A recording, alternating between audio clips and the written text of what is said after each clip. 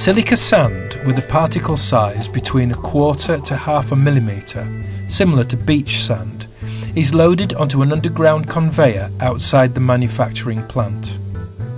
The conveyor takes the sand to a ball mill where it is ground down to a fine powder. Steel balls tumble around with the sand in a revolving cylindrical grinder.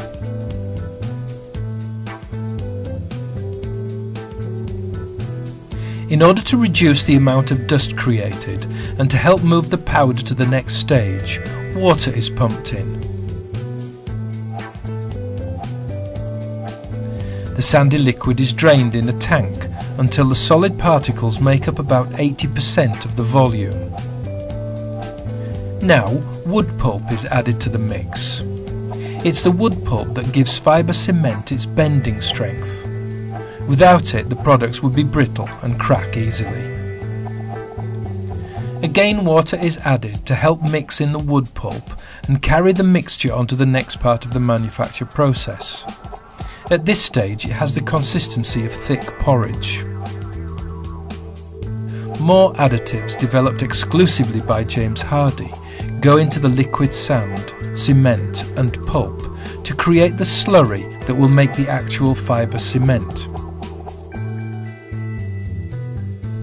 These cylindrical sieves are being lowered into troughs into which the slurry is pumped. As the sieves rotate, slurry particles adhere to the outer surface.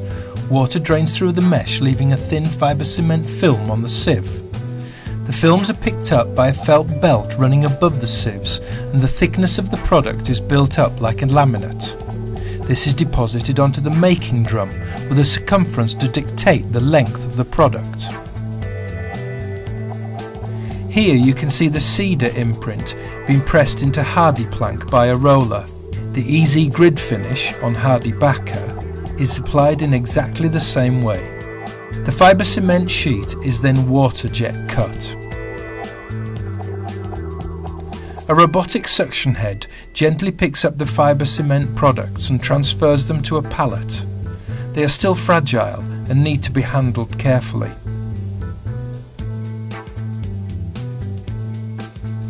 Some strengthening occurs as the products are left to stand for a while before being moved into the autoclaves. Inside the autoclaves, pressurized steam is used to cure the products for 9 hours at 170 degrees Celsius. During the curing process, the products can get stuck together, so these hydraulic cylinders lift and jostle them to separate the individual boards. Again, you see strips of HardiePlank being separated, but the process is the same for all the fibre cement products. At this stage, the product must be tested. A modulus of rupture test is carried out to determine the flexural strength of the board, and if it meets the exacting criteria set by James Hardie engineers, the whole production process can move forward to finishing, packing and dispatch.